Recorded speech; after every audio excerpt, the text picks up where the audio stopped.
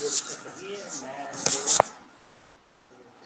है बेटा, मीटिंग है मेरी 8 बजे, उसके बाद कल मैं करेंगे, बात करेंगे अपने। ठीक है।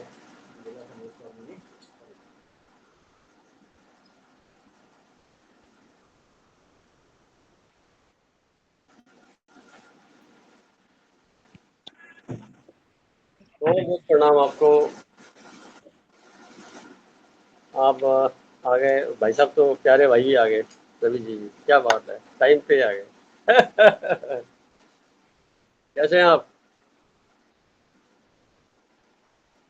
बहुत अच्छे, शाबाश, मजे में। चलो बहुत अच्छी बात है। आज का टॉपिक भी बड़ा मजेदार है, सबरंग। और आप पढ़ के ना इसको, फिर उसके बाद ना इसकी पूरी विवेचना भी आप ही ने करनी है पहले, बाद में तो लोग करेंगे कि आप चले ना जाए बीच में, इसलिए आपको पहले कर रहा हूँ मैं। तो मेंबर अभी जुड़ रहे हैं, थोड़ा एक रिमाइंडर और हो जाता तो ठीक था। रिमाइंड दे सकोगे? रिमाइंडर दे दो।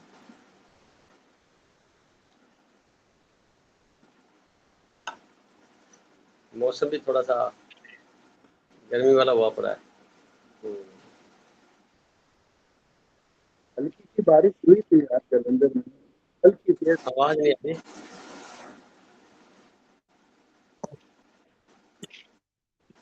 हल्की सी बारिश हुई थी जालंधर में आज, हल्की सी। अच्छा, आप जलंधर में हैं?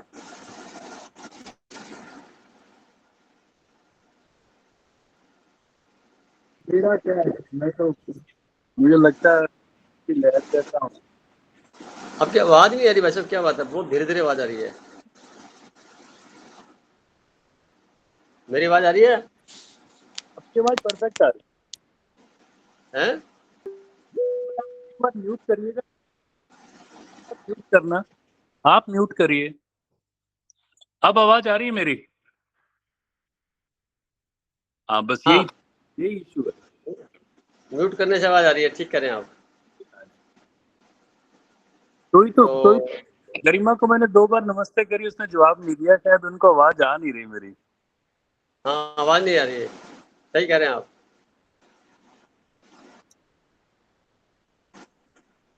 उन्होंने नमस्ते किया आपको, दोनों हाथ जोड़ के।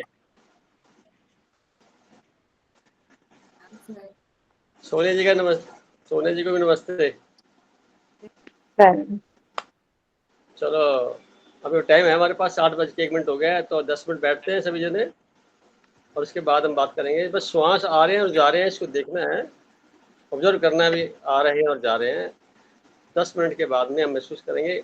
आज का टॉपिक बड़ा इंपॉर्टेंट है, रवि भाई साहब फिर उसके बाद सुनाएंगे और फिर अपनी बात बताएंगे, फिर हम आगे चलेंगे ना। पूरा तैयारी करके बैठिए, बड़े आराम से, परमात्मा की याद में लंबा गहरा श्वास लेते हुए, और शुरू करें प्लीज।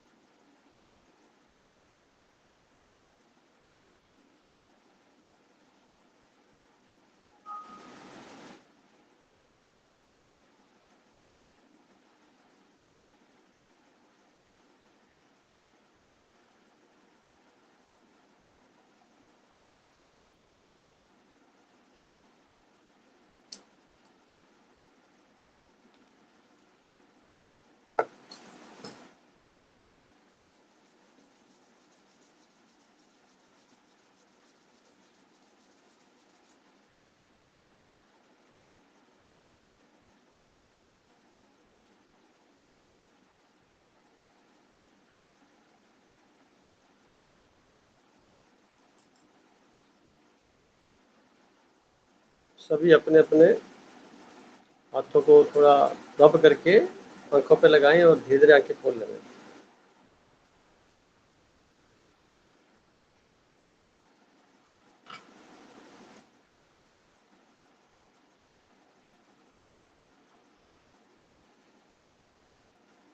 उपस्थित सभी बहन भाइयों का तहे दिल से स्वागत है। गरिमा जी रिकॉर्डिंग कर रही हैं आज, सोनिया जी आ गए, रवि भाई साहब हैं, रजनी जी और मैं भी। तो बाकी मेंबर आएंगे तो जुड़ जाएंगे, क्योंकि पिछली संडे को मीटिंग नहीं हुई थी, इसलिए लग रहा होगा ना, कई बार कुछ सबको काम पड़ ही जाता है कोई ना कोई। तो रवि भाई साहब भी गुजारिश करूंगा कि आप, टॉपिक हमारा आज का मन और सब रंग जो पुराना है, नया तो कुछ है नहीं, सब पढ़ के सुनाएं। मैं इधर से म्यूट कर देता हूँ, फिर इस पर बाद में चर्चा करेंगे।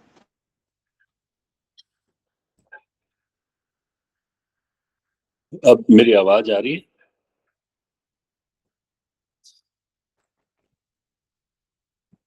सोनिया एक बार आप अनम्यूट करके बताएंगे, आवाज आ रही है ना? आ रही है भैया। म्यूट कर लीजिए।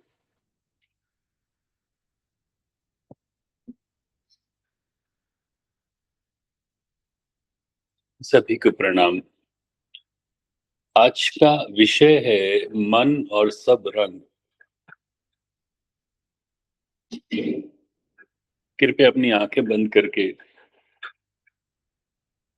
अपने भीतर से इस विषय के साथ हम जुड़ेंगे।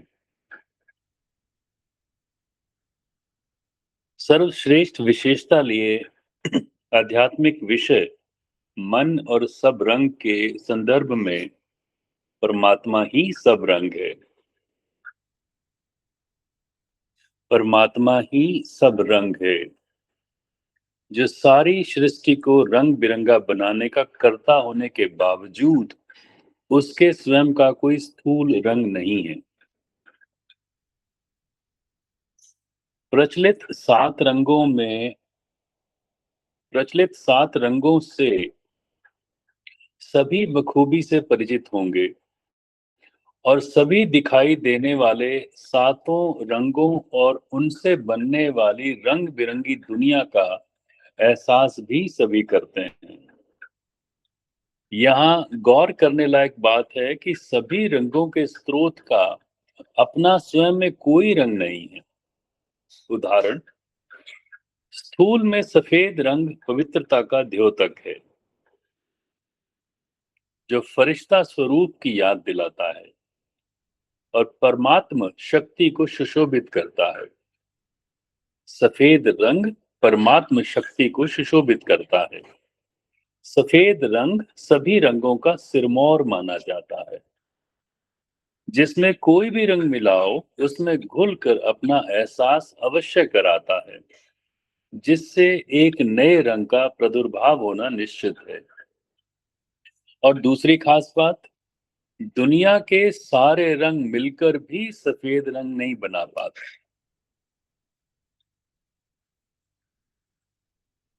इस पैराग्राफ का टाइटल था परमात्मा ही सब रंग है। इसी क्रम में पवित्रता भी सभी गुणों की नींव होने के कारण सभी अवगुणों को उनके मूल स्वरूप में बदलने में सक्षम है।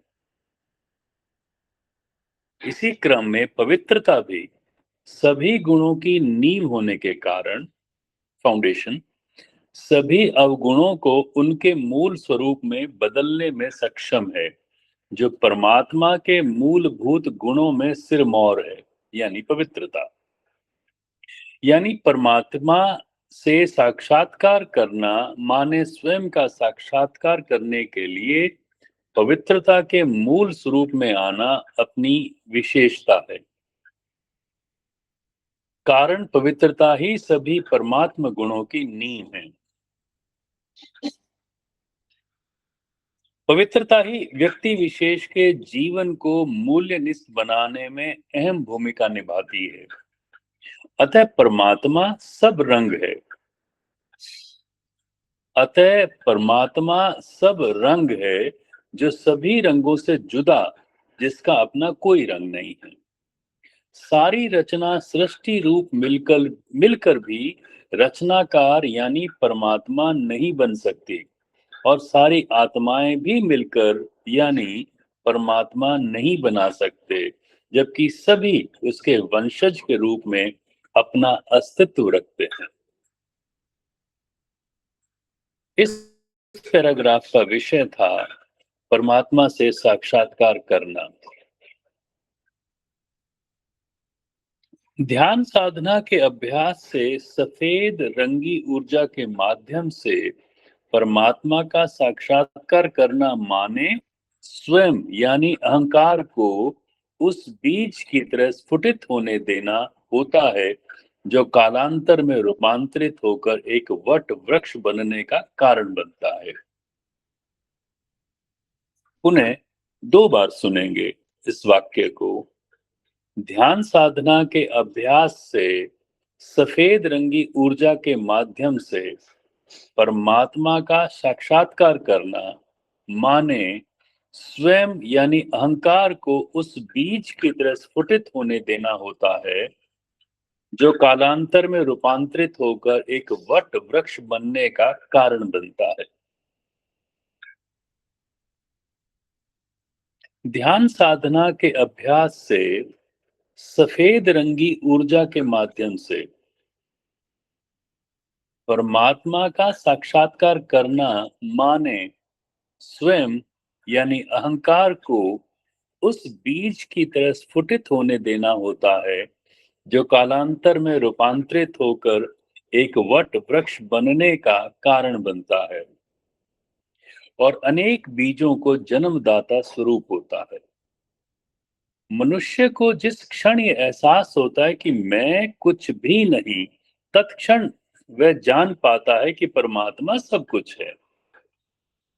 यानी स्वयं के बोध के साथ परमात्मा की विराट सत्ता का बोध भी तत्क्षण होना नियति है।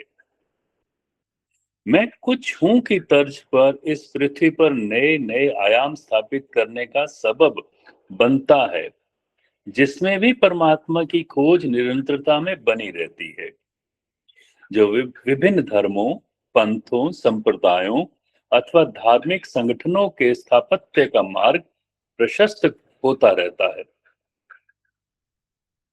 और जिस क्षण स्वयं का एहसास होता है, तो उसी क्षण परमात्मामय हो जाता है। इस पैराग्राफ का टॉपिक है ट्रांसफॉर्मेशन।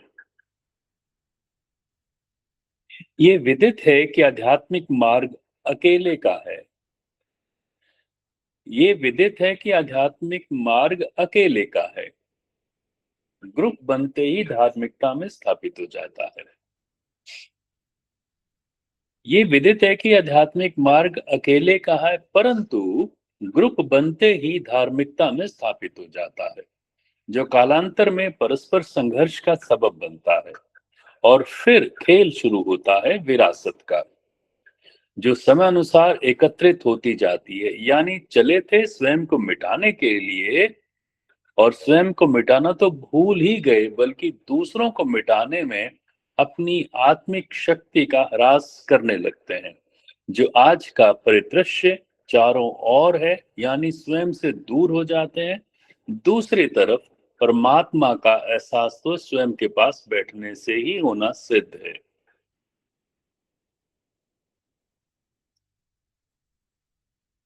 इस पैराग्राफ का विषय है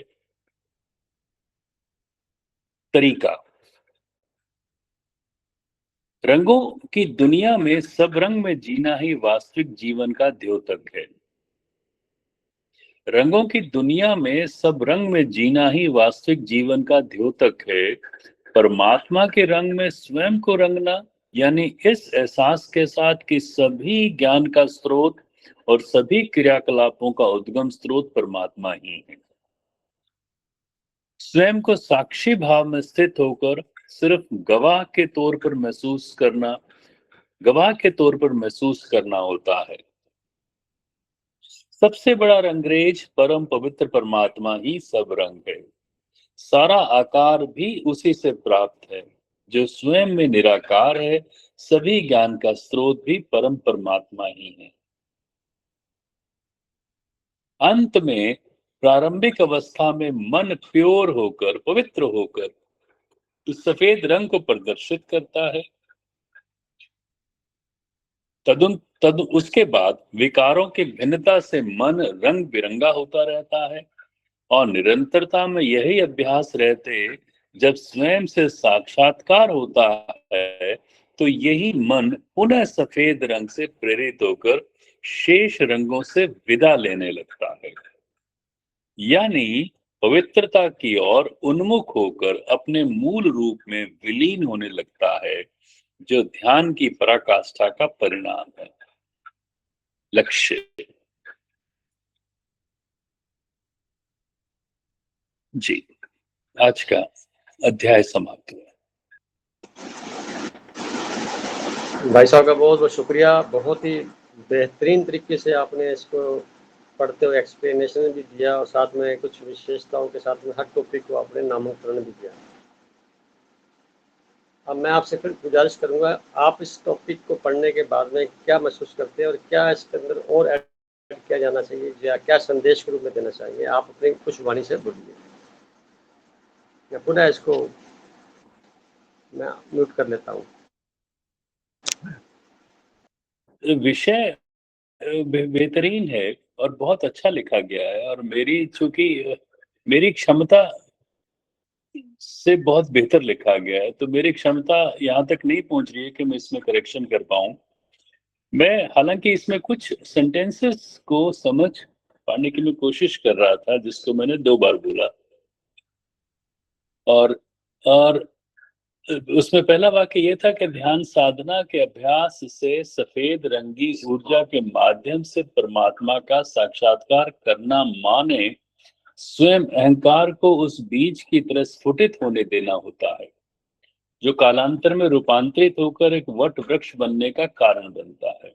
ट्रांसफॉर्मेशन तो मुझे समझ में आ रही है, किंतु हमने एक बार परमात्मा को सफेद रंग के साथ जोड़ा है, और एक बार हमने कहा कि सब रंग भी परमात्मा है, और जबकि हमने उसके मार्ग की जब व्याख्या करने की कोशिश करी है, तो हमने उस सफेद रंग को पकड़ा है, और फिर स्वयं यानी अहंकार को उस बीज की तरह स्फुटित होने देना होता है। खास करके ये वाला जो क्लॉज है, ये मैं समझ नहीं पा रहा हूँ। हाँ, इसमें एक थोड़ी सी विरोधाभासी स्थिति बनती है, बताना चाहूंगा। हम जब भी अज्ञानतावश अबोधपूर्ण तरीके से दुनिया में रहते हैं, जब ध्यान का टेस्ट नहीं चखा होता, तो विस्तारित भूमिका में होते हैं, विस्तार करने में लग जाते हैं और ठप्पे लगते हैं, मैंने किया, फिर मेरा मेरा ये बच्चा है, ये मेरी पत्नी है, ये मेरा ये है, मेरा वो है। तो ये अहंकार का अदृश्य रूप साथ में चलता रहता है, जिससे विस्तार होता है, पूरा संसार निर्मित होता चला जाता है। और जैसे ही ख्याल आता है, आदमी फिर वो जो फैलाव था संसार की तरफ, वहाँ से कट लग जाता है। तो मेरा बताने का भाव सिर्फ यही था, क्योंकि शब्दों का पूरा कई बार ज्ञान नहीं होता, बोध नहीं होता लिखते वक्त या आते वक्त जो आ रहे होते हैं, कि वो इसको कैसे एक्सप्लेन करें। जो भाव तो समझ में आ गया भी, अहंकार रहित अवस्था ही परमात्मा की अवस्था है। पर अहंकार रहता है तो हम मनुष्य के रूप के अंदर जो अपना संसारिक कार्यक्रम करते हैं, उसमें तो अहंकार बार बार शब्दों का इस्तेमाल करने में, बोलने में यूज होता ही है, जाने अनजाने में। परंतु अगर इस स्थिति के अंदर भी अपने आप को आंतरिक तौर पर निर्लिप्त रख लिया जाए, तो बात फिर बदल जाएगी। यहाँ सिर्फ बताने का पर्याय यही है कि संसार की जो प्रोग्रेस होती है, विस्तार होता है, वो अहंकार के भाव के तले होता है। अगर ये भाव मिट जाए तो विस्तार नहीं हो पाएगा, विस्तार रुक जाएगा। पर विस्तार दूसरे तरीके से, सूक्ष्म तरीके से हो पाएगा, स्थूल रुक जाएगा। ये बताना चाहता हूँ। अब इसमें क्या सच्चाई है वो आप थोड़ा सा ऑब्जर्व करिए, जो मैंने महसूस किया मैंने बताया।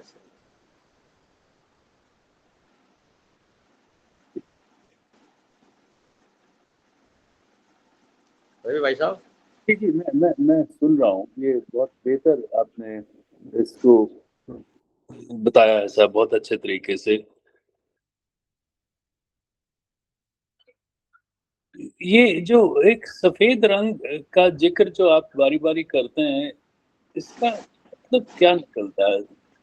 मतलब मैं हाँ, ये देखा जाए तो बताने का था भी सफ़ेद रंग में कोई भी रंग मिलता है, तो वो सफ़ेद रंग यानी हमारी प्योरिटी को सफ़ेद रंग से मेरा पर्पज़ था, हमारी जो प्योरिटी है, शुद्ध विशुद्ध रूप जो है वो। और रंग मिलने का मतलब सांसारिक गतिविधियाँ के जो उसमें मन जो है उससे तैयार हो गया, रंग-बिरंगे व्यवहार में आकर के मन तैयार हो गया, तो सफ़ेद रंग की मात्रा कम होती चली गई, यानी यूज़ उसका ज़्यादा हो गया, आत्मिक शक्ति का यूज़ हो करके वो रंग-बिरंगा होता चला गया। जैसे आप देखेंगे कि सफ़ेद रंग को अगर हम देखेंगे इसमें प्रिज्म से देखेंगे लाइट में, तो वो कई रंगों से विभक्त नज़र आएगा। ये 7 रंग मुख्यतः होते हैं। तो यानी उसकी जो रेज़ आती हैं उस परावर्तित होकर के वो रंग-बिरंगी हो जाती हैं। तो इसका मतलब क्या हुआ, कोई माध्यम बीच में आ गया, प्रिज्म बीच में आया तो पता लगा। शरीर हमारा माध्यम हो गया, संसार हमारे लिए प्लेटफ़ॉर्म जैसे हो गया व्यवहार करने के लिए। तो जो प्योरिटी थी मन की, आत्मा की मन के रूप के अंदर, वो सारी धीरे-धीरे बिखर करके रंग-बिरंगी हो गई। इसको संसार में मिक्स अप होना बोल दिया जाए, ऐसे समझ लीजिए। तो जैसे ही हमें याद आ गई कि हम वास्तव में तो सफ़ेद रंग वाले हैं, तो धीरे-धीरे करके वो जो चेतना है बैक बैक लगती है और एक-एक करके रंग अलग-अलग होते ध्यान से सिर्फ़ सिर्फ़ विशुद्ध रूप जो है पुनः प्राप्ति की ओर अग्रसर हो जाता है। ये बात। तक समझा हूँ कि वो ये कि आप उस चीज़ जिस चीज़ पे आप ध्यान करते हैं, आप उस जैसे हो जाते हैं। ये एक मोटा-मोटा सा प्रिंसिपल ऐसा माना जाता है। सही कह रहे हैं आप। तो अगर किसी गलत चीज़ पे करेंगे तो हमारी भावना बिल्कुल कुलसित हो जाएँगी और गलत हो जाएँगी। अगर हम आप सही अच्छी कह रहे चीज़ हैं। अब आप उस पे ईश्वर पे करेंगे तब ईश्वर जैसे बन जाएँगे। बहुत तो सुंदर, सही कह रहे हैं। मेरे को क्योंकि पे सफेद रंग पवित्रता का द्योतक है, आपने कहा। सफेद रंग प्योरिटी के साथ उसके साथ आपने उसको मैच किया और जबकि प्रकृति ने हमें तमाम तरह के रंग दे रखे हैं और हमने आपने ये भी कहा कि हमको सब रंगों के साथ जीना है। हम सब रंगों हमें चाहिए जीवन के लिए। मैं पूरा सेंटेंस तो मैं भूल गया हूँ पर ये ऐसा आपने कोई निचले वाले पैराग्राफ में ऐसी बात कही है। दूसरी चीज़ अब प्रकृति ने इतने सारे फूल, पौधे, पत्तों में वो सारे रंग दिए हैं। एक और जो मैं आपको विशेष रूप से कहना चाह रहा हूँ कि क्या जब हम ध्यान कर रहे हैं, तो क्या हमने उस सफ़ेद रंग के साथ हमने ध्यान करना है? क्योंकि वो ईश्वरीय रंग है, क्योंकि वो ईश्वर के बहुत नज़दीक का रंग है। वो स्थूल रूप में सफ़ेद ज़रूर है, किंतु उस ईश्वरीय धारा चूँकि हमने ईश्वर को नहीं देखा और ईश्वर के बारे में बहुत सारी चर्चा हम कर चुके हैं। तो क्या ईश्वर वैसा है? सफ़ेद रंग से कहीं मैच खाता है? हाँ, मैं इसको ऐसा कहना चाहूँगा कि ध्यान करते हुए कोई धारणा नहीं बनानी चाहिए, ना सफ़ेद ना कोई और। ये हमारे को समझने तक ही सीमित है, शब्दों के माध्यम से, कि सफ़ेद रंग को आसानी से उदाहरण के तौर में समझाया जा सकता है। सारे रंग मिलकर के सफ़ेद रंग नहीं बना सकते, कितनी विडंबना है। जो सूर्य की किरणें जैसे धरती पर आ रही हैं, सारी किरणों को इकट्ठा कर लो, तो भी सूर्य को नहीं बना सकते। ये उसी तरह से बात बन गई। हम सब वंशज हैं उस ऊर्जा के, जो ब्रह्मांडीय ऊर्जा है, उसके वंशज हम लोग हैं। हम सब इकट्ठे होकर के भी उस रूप के अंदर पुनः स्थापित नहीं हो सकते स्थूल रूप से, जबकि जैसे ही हम अपने मूल स्वरूप आत्मिक ऊर्जा स्वरूप में अपने आप को स्थापित करने का प्रयास करेंगे, कुछ क्षणों के लिए हम उस पहले जैसे भाव में आ जाएंगे। अब वो जो आ जाएंगे वहाँ को रंग नहीं है, रंग विहीन स्थिति है, परंतु जो रेज की जो किरणें आ रही हैं उसकी यात्रा बैक यात्रा हो गई। वो पहले धरती पर आके प्रकाशित किया, उसने विस्तार किया, अब पुनः वापस अपने बैक टू पवेलियन वाले पॉइंट पर आकर के जब उस मार्ग पर चलेगी, तो वो एक्सप्लेन करने लायक स्थिति में नहीं होएगी, परंतु लगेगा कुछ ऐसा है। तो विराट की जो बात कर रहे हैं वो अगर और मैं आज अपने नए शब्दों में देखूं तो कुछ साल पहले मैंने कुछ प्रयोग किए थे।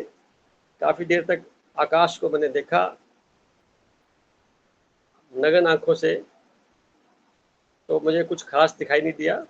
जैसे हवा का हल्का-सा जैसे रंग विहीन स्थिति जैसे होती है, वैसी दिखाई दी। और कुछ समय के बाद में लगातार देखने से, जैसे आकाश को देख के लगातार देखने से एकटक बिना पलक झपके, तो जो तरंगे बह रही हैं, वो छोटे-छोटे बिंदुओं के रूप में दिखाई दी मेरे को। तो बड़ा रोमांचित हुआ। ये बिंदु, ये फ़ोटो नहीं खींच सकते हम। ये बिंदु को हम, मैं इस नंगी आँख से देख तो रहा हूँ, पर मैं इसको अगर क्लिक करना चाहूँ तो क्लिक नहीं कर सकता, क्योंकि बहुत हाई रिज़ॉल्यूशन का कैमरा चाहिए। ये महसूस कब हुआ, जब मेरी गर्दन लगातार काफ़ी समय तक रुकी रही आकाश को देखते हुए। तब से फिर मैंने कहना शुरू किया कि जब भी कोई उदास हो जाए, परेशान हो जाए दुनिया से, अपने मन से, या घर के परिणाम से, या संसार के द्वारा कभी दुख तकलीफ में आ जाए, तो कुछ समय के लिए आकाश को देख लीजिए। उसके रहस्य को जैसे ही आप समझने के प्रयास में आएंगे, आपकी सारी समस्याएं धीरे धीरे गौन होती चली जाएंगी, और आपका मैसेज चला जाएगा इस यूनिवर्स में जो आपके मन में चल रहा होगा, और यूनिवर्स हजारों हाथों से मदद करने के लिए आपके तैयार मिलेगा। इसको मैं ऐसे भी कह सकता हूँ कि जो मन में भाव आएंगे उस वक़्त, भाव कौन से? भाव वो जो प्योरिटी से भरे हुए होंगे। जैसे एग्जाम्पल के तौर पर हम बात करते हैं, प्रभु ये मेरा कार्य है अच्छा नहीं हो रहा, एक तो ये काम हो गया। ये लेने बोलते ही काम खराब है, क्योंकि पूरे यूनिवर्स में नकारात्मकता का कोई स्थान नहीं है। ये नीचे संसार लेवल तक ही सीमित है। जो ऊर्जा प्योर है ऊपर, वहाँ सिर्फ प्योरिटी ही है, आशीर्वाद ही है। तथास्तु के पॉइंट ऑफ व्यू के हिसाब से देखें तो हर वक्त हाँ ही है। तो उसके इस भाव को हम ऐसे कह सकते हैं, सबका कल्याण हो, सब जीव सुखी रहे, ये आनंद बना रहे, स्वस्थता के बीच में रहे। इस भाव के द्वारा जब आप उस लक्ष्य को देखने का प्रयास करेंगे, तो निश्चित रूप पे वो घटनाएं घटनी शुरू हो जाएंगी कुछ ही समय के दौरान आसपास वातावरण में, क्योंकि जो मैसेज चला गया भाव से पूरे ब्रह्मांड के तरंगों के अंदर चला गया, तो वो तरंगें जब कुछ समय के बाद में लगातार एक टक देखने से वो बिंदु के रूप में कन्वर्ट हो जाती हैं, तो वो जल्दी से कैरी फॉरवर्ड होती रहती है। पूरे घुला हुआ है ये पूरा, जैसे पूरे संसार की अगर आप बात करें तो हम जहाँ भी देखेंगे वो एक जैसा ही वातावरण हमें को मिलेगा देखने को। हमने क्या उस वक्त मन में ख्याल आया, वो उसके परिणाम हमें मिलेंगे। तो यहाँ एक लाइन और कहना चाहूँगा, जो जो भी भाव आपके द्वारा सघनता में ध्यान की किसी लेवल पे प्रेषित हो जाएंगे ब्रह्मांड में, वो कार्य सारे पूरे हो जाएंगे। इसको वैसे कहते प्रार्थना करनी चाहिए, परमात्मा से मांगना चाहिए। मैं इसको ऐसे नहीं कहता, मैं कहता जो भाव आपका है वो भाव मल्टीपल होकर के लौट के वापस आपके पास आ जाएगा, जो भाव पॉजिटिविटी से जुड़ा हुआ है। ये बात कह देना कि नेगेटिव से नेगेटिव होता है, ये भी नहीं है। आपकी तो पॉजिटिविटी ही से चलेगी, है एलिवेशन से ही चलेगा सारा कार्य, एलिवेटेड थॉट से चलेगा सारा। तो जो तरंगे हैं वो सारी उसी से जुड़ी हुई हैं। वहाँ पे नेक्स्ट कोई चैप्टर ही नहीं है जो कि हम कह दें समझाने के लिए कह देते हैं नेगेटिव पॉजिटिव, वैसे वहाँ ऐसा कुछ भी नहीं है। वहाँ है ही प्योरिटी बिल्कुल, जिसका वर्णन करने के लिए हम ऐसा कहेंगे हमारे आत्मिक शक्ति ऊर्जा के अंदर प्योरिटी के पॉइंट को हाईलाइट करने के लिए ध्यान करते हैं, तो जो प्योरिटी को समझाने का बिंदु बनता है वो वाइट कलर बनता है। अगर आप किसी जलते बल्ब को भी देखेंगे तो चारों तरफ से जो उसके इलेक्ट्रॉन्स का जो वातावरण बनता है, फोटॉन्स का, इलेक्ट्रॉन्स का, और उसके अंदर जो आगे और नैनो पार्टिकल्स हैं या नैनो पोजीशन है उसकी, वो सारी वाइटिश में ही दिखाई देगी रेज के रूप के अंदर। और अगर आप सूर्य की किरणों को भी देखेंगे तो भी वाइटिश ही दिखाई देंगी। वो बाद में धीरे धीरे जैसे वायुमंडल में आती है तो उनका आगे रूप परिवर्तित होकर के कलर में भिन्नता में बनता चला जाता है। ये हम साइंस से समझ सकते हैं, पर बेसिकली सारा वाइटिश ही है। तभी आप देखेंगे कुछ लोगों को वाइट कलर बड़ा पसंद होता है, ताकि उसके मानसिक पटल पर इसका प्रभाव है। कुछ को काला पसंद होता है, तो उस क्षण उसके मन में इस प्रकार के कलर का प्रभाव ज़्यादा है। किसी को येलो, किसी को ग्रीन, किसी को रेड, ब्लू वगैरह वगैरह। तो उस वक़्त के मानसिक पटल के कलर के अनुसार उसका मन बनता है, तो वैसे-वैसे कपड़े प्राप्त करेगा, वैसे-वैसे वस्तु को खरीदेगा वो कालखंड में। और जैसे ही कुछ अंदर उसके मानसिक स्तर में परिवर्तन आएगा, तो उसके कलर का चयन भी बदल जाएगा। ये हम व्यावहारिक तौर पर भी रोज़ देख सकते हैं। आप मैं समझ गया उस बात को। मैं बाकी सारे मेरे बहन भाइयों के लिए भी बात को रिपीट कर दे रहा हूँ। भाई साहब जो ये कहना चाह रहे हैं, जो मैं समझा हूँ, अब आप मुझे करेक्ट कर सकते हैं। चूंकि पवित्रता एक एब्स्ट्रैक्ट है ना, आपको पवित्रता एज सच दिखाई नहीं दे पा रही है, किंतु फिजिकल वर्ल्ड में सफेद रंग है, श्वेत रंग है, तो आपने उसके साथ इसे कंपेयर किया है। उस पवित्रता के जो गुण है उसको आपने सफेद रंग के साथ में कंपेयर करके बताने की कोशिश करी है हम लोगों को। दूसरी चीज क्योंकि ये स्वानुभूत चीज भी है आपके साथ में, और आपने इसे स्वयं ने अनुभव किया है अपनी नंगी आंखों से। जब आकाश को आपने देखा है तो आपको ये रंग महसूस हुआ है, तो ये इसकी व्याख्या उस तरह से भी समझ में आती है। मैं सही सही कह कह रहा रहे हैं, सही कह रहे हैं भाई साहब, आप हूँ? सही कह रहे हैं। और हम वास्तव में देखें भी सही प्रैक्टिकल करके, तो सफ़ेद रंग वो रंग है जिसमें सारे रंग मिक्स हो जाते हैं। इसको आप समुद्र से देख सकते हैं। इस समुद्र में जो कुछ भी डाल दो वो समुद्र में हो जाएगा। तो सफ़ेद रंग में हम जो कुछ भी डालेंगे वो सफ़ेद रंग उसमें मिक्स हो जाएगा, यानी परमात्मा की शक्ति उसमें मिक्स हो जाएगी। और जैसे ही हम पुनः वापस लाना चाहेंगे, तो पुनः हमें लाने के लिए पहले जैसे स्वरूप में आना होगा। यहाँ मैं एक छोटा सा संदेश भी देता हूँ, पूरी मानव जाति को पहले जैसे स्वरूप में आना है, तो प्योरीफाई होकर के बनना जरूरी है। उसी अवस्था में हम इस धरती से अलविदा हो सकते हैं। इसका मीनिंग ये है, इस धरती पर रहकर क्रियाकलाप करते हुए जो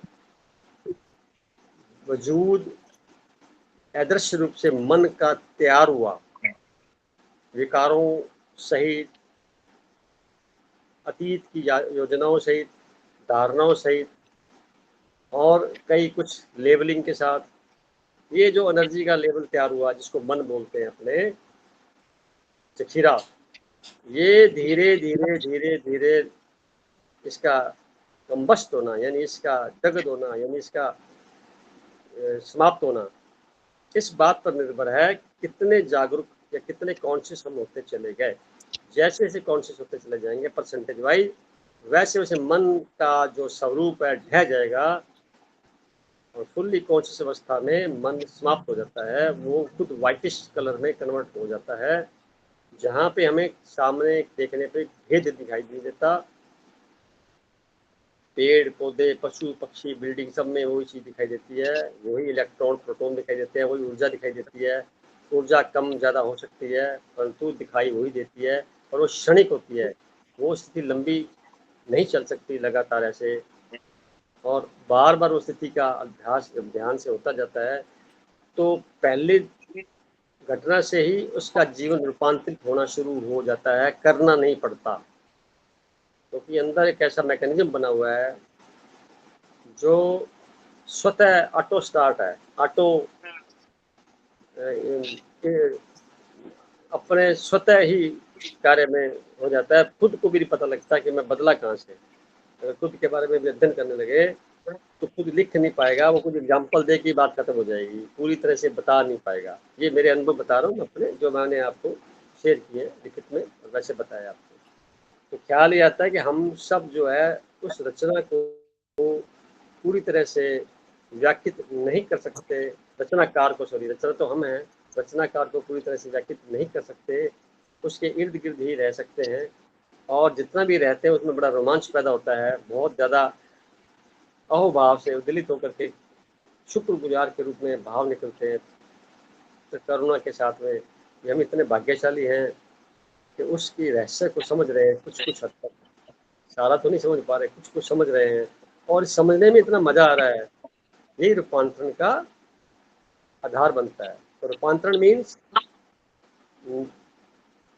प्योरीफाई स्थिति से, यानी विशुद्ध स्थिति से हम पहले अशुद्ध हुए, फिर पुनः शुद्ध होंगे, फिर विशुद्धता की तरफ जाएंगे। तो ये यात्रा ऐसी है। विशुद्ध अवस्था परमात्मा की है, जन्म लेने के बाद में वो शुद्ध हो जाती है, फिर धीरे धीरे करके विशुद्ध अशुद्ध होती है, और इस अशुद्धि या अशुद्धियों की वजह से जब ध्यान करते हैं तो वापस शुद्ध होते हैं, और शुद्ध हो जाने के बाद में जो पुनः लास्ट का जो पॉइंट बनता है फिर विशुद्धता की ओर बढ़ता है। हालांकि प्योरीफाई पूरा नहीं हो सकते, परंतु फिर भी उस चरण उसके कहीं ना कहीं समकक्ष आ जाते हैं।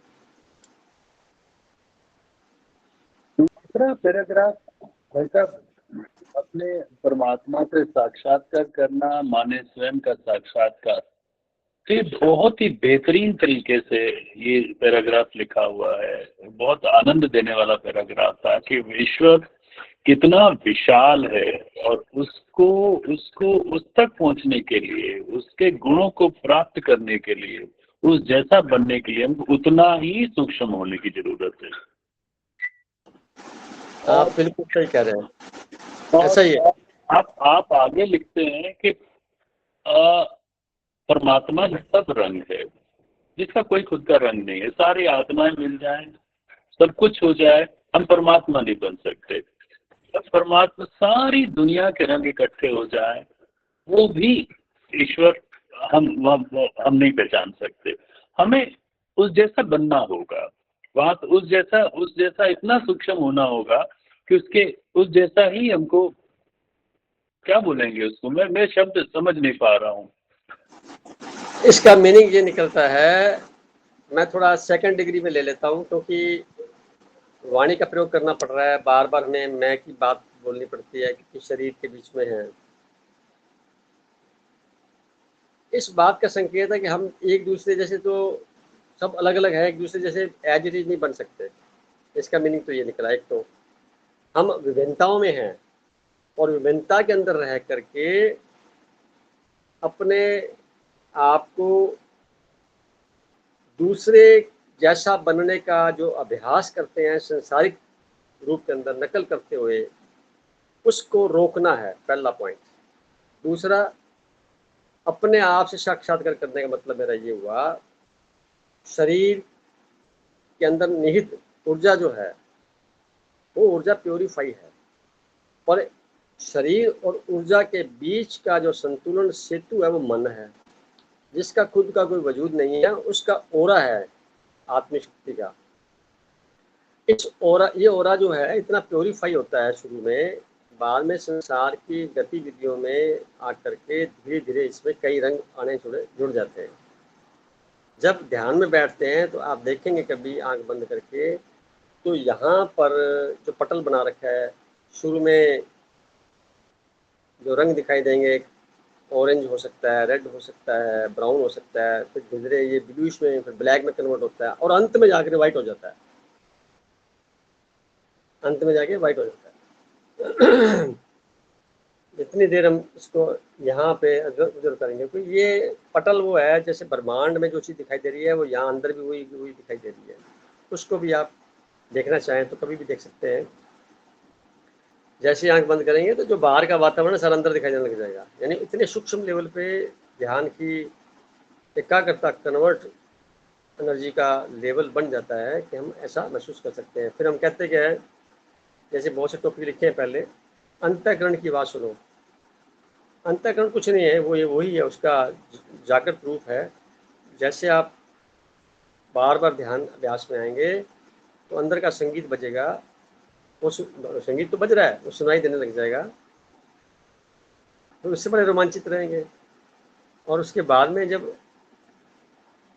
आगे बढ़ते देखते हैं तो हमें जब भी आंख बंद करेंगे हमारी आहार नली दिखाई देने लग जाएगी सीधी पूरी, फिर धीरे धीरे करके हार्ट, धीरे धीरे किडनी, सारे शरीर के अवयव दिखाई देने लग जाएंगे, फिर धीरे धीरे करते वो भी लुप्त हो जाएंगे, फिर रह जाएगा सिर्फ उनका ओरा टाइप। तो वो बढ़ते क्रम में देखेंगे तो जो लास्ट का जो अनुभव रहता है वो बिल्कुल वाइटिश, कुछ नजर नहीं आता है क्या वहाँ पे, जैसे बिल्कुल डॉट डॉट, बिंदु बिंदु बिंदु बिंदु। अब वो बिंदु आप आंख खुली नंगी आंख से भी आप आकाश को कभी भी देख सकते हैं। और कुछ समय के लिए आपको अभ्यास करना पड़ेगा, तब दिखाई देंगे, नहीं तो आपको कुछ दिखाई नहीं देगा। और जितनी एकाग्रता बढ़ती जाएगी, यानी हमारी एनर्जी जो डिसिपेट हो रखी है हर जगह पे फैलाव लिए हुए, इस सबको समेटना ही ध्यान का रूप है, केंद्रित करना ही इसका रूप है। और जब एनर्जी केंद्रित हो जाती है तो आप खुद देख सकते हैं, हम एक प्रिज्म ले लेते हैं लेंस रख के, सूर्य की किरणों को जब उसमें परावर्तित करते हैं तो नीचे एक बिंदु बन जाता है, वही व्हाइटिश होता है। और वो व्हाइटिश बिंदु कब हुआ, उसके साथ में उसके अंदर परिवर्तित होकर के, और जहाँ उसकी जगह पे पिन पॉइंट होगा वहाँ पे गर्मी की मात्रा इतनी बढ़ जाएगी कि आग लग सकती है। ऐसा ही हमारे साथ शरीर में है। जैसे हम एकाग्रता में देखेंगे तो वो जो दृष्टि का बाद में जो बिंदु फोकस बनेगा, सामने वाले को देखेंगे तो उसका ओरा जो है वो क्लीन हो जाएगा। अगर ओरे में कमी है तो तभी हम कहते हैं बड़े प्रभावित होते हैं सब आपके पास बैठ के, बड़ा मजा आ रहा है आपकी वाणी सुन करके। कारण वो एनर्जी का जो फोकस है, उनकी जो लो एनर्जी है, डिमिनिश एनर्जी है, या सेल्फ स्टीम बहुत लो हो चुका है, उसको वो एक्टिवेट कर देता फट से। तभी ये सारे देवी देवता पूजे जाते हैं कि उनके पास बैठते हैं, ऐसे मनुष्यों के पास बैठते हैं जो प्योरिटी से अपने आप को बना के रखे हुए हैं। तो उनके पास एक अलग से फीलिंग होती है। कैसी फीलिंग होती है? क्योंकि हर आत्मा का जो असली खोज है वो अपने उद्गम स्थल की ओर है। कोई किसी रूप के अंदर, कोई किसी रूप के अंदर, और जो कुछ भी वो कर रहे हैं सारे एक्सेलेंट तरीके से कर रहे हैं, अपनी अपनी चेतना की जागृति के लेवल पर आकर। कोई भी गलत नहीं है, सब अच्छे हैं अपने अपने तरीके से। जैसे जैसे लेवल बढ़ता जाएगा, चेतना बढ़ती जाएगी, वो अपना परिवर्तन करते चले जाएंगे। 1 से 2 से 4 से ऐसे करते करते एक क्षण ऐसा आ जाएगा, खुद से क्वेश्चन करने लग जाएंगे भी मैं क्या कर रहा हूँ। और जैसे पकड़ में आएगी बात मैं क्या कर रहा हूँ, तब उसका समाधान मिल जाएगा जो कई वर्षों से लटका हुआ था। अब ये क्षण जिंदगी में कब आएंगे? इसी उम्र में आ सकते हैं। इसके लिए मैं ऐसा बोलूँगा, वी आर बीइंग सिलेक्टेड। कारण अभ्यास करने से ये चीज़ें प्राप्त नहीं हो सकती है, कोई दावा नहीं कर सकता, कोई गारंटी नहीं है। अभ्यास करना हमारा दायित्व है, परिणाम हमारे पक्ष में आए नहीं आए पता नहीं। हम कोई भी लाइन ऐसे नहीं कह सकते काम तो कोई और करने गए थे, अचानक से घटना घट गई, क्योंकि ध्यान तो घटता है, करने से कभी हुआ नहीं। हाँ, अभ्यास करने की हमारी जिम्मेवारी बनती है। हम उस पोज में लगातार बैठे, समय निर्धारित करके, जगह फिक्स करके, धीरे धीरे धीरे धीरे धीरे धीरे। ये भी उम्मीद मत लगाएं पता नहीं क्या होगा, कुछ मत सोचें, क्योंकि जितना आप निर्लिप्त रहेंगे उतने अब अनुभव अच्छे अच्छे और नए नए आपको मिलेंगे। और एक अनुभव मिलने के बाद में दोबारा वैसा अनुभव नहीं मिलेगा। ये मैंने बहुत बार करके देखा, बहुत महसूस किया, नया ही मिलेगा, कुछ और अलग मिलेगा। आज जो बात कर रहा हूँ, पहले वाली वार्तालाप से आज की बात में कुछ और बात दिखेगी, और यही बात 2 साल बाद करूँगा तो कुछ और बात दिखेगी। कारण रूपांतरण तेजी से चलता रहता है, सूक्ष्म रूप से हमें पता भी नहीं लगता। विचारों का आदान प्रदान, संसार की भाषा जब खत्म हो जाती है, तब ये सब चीज़ें उस अवस्था में हमें प्राप्त होती हैं। भाषा का ज्ञान आने से हम हो गए कंडीशनड। बचपन से हमें सिखाया गया, कंडीशन बन गए। अब कंडीशन वाली जिंदगी, यानी मन को तैयार कर दिया गया और एनर्जी मिल रही है आत्मिक उसको अबोधपूर्ण तरीके से। इस वजह से मन का फैलाव होता रहता है, मन का विस्तार होता रहता है, हम संसार की चीज़ें इकट्ठी करते रहते हैं। इसको बोलते हैं अहंकार। अब जब समझ में आ जाएगा तो ये विलीन होकर के धीरे धीरे आर्ट ऑफ लिविंग में चले जाएंगे। लिविंग तो होता है जीना, और लिविंग मैंने छोड़ने की प्रकृति में आ जाएंगे। और धीरे धीरे एक अवस्था ऐसी प्राप्त हो जाती है, फिर वो उस मोड पे आ जाता है कि करने वाला कुछ होता नहीं, अपने आप होता रहता है, पर तो वो एक्सप्लेन नहीं कर सकते, शब्द ही नहीं मिलते उसको बताने के लिए। आनंदित रहने की स्थिति रहती है और वो आदमी उसी मोड में रहता है, और कुछ भी कह दे क्या हो जाए सब फाइनल ही है, क्योंकि वो लेवल थोड़ा जो तरंगों को समझ में आता है उस लेवल को तक कुछ हद तक चला गया होता है, अनजाने ही चला जाता है, और उसको खुद को पता नहीं होता भी क्या हुआ। तो लोग बताएंगे दूसरे बारे में, ऐसा करके ऐसा हुआ, आप थे ऐसे थे ऐसे करके। आदमी शुद्ध बुद्ध गुम हो जाती है, कुछ भी नहीं अपने आप, क्योंकि याद आएगा तो फिर अहंकार पैदा हो जाएगा। तो कुछ तो है नहीं ना, इसलिए बोलते हैं समर्पित भाव से, निर्लिप्त भाव से अपने कार्य में लें, ताकि याद ना रहे ज़्यादा, जो हो रहा है अच्छा हो रहा है, ऐसा भाव लेते हुए चलो। जी भाई साहब। ये जो वाक्य मैंने जो पहले 2 बार पढ़ा था, अब मुझे बहुत अच्छी तरह से स्पष्ट हो गया हुआ है। क्योंकि इसमें इसमें आपने अहंकार को एक रुकावट की तरह आपने बात की है, और आपने ये कहा है कि चूँकि जब ये जन्म लेता है और ये विकराल रूप धारण कर लेता है, तो हमारा जो लक्ष्य है, उसमें रुकावट डालता है।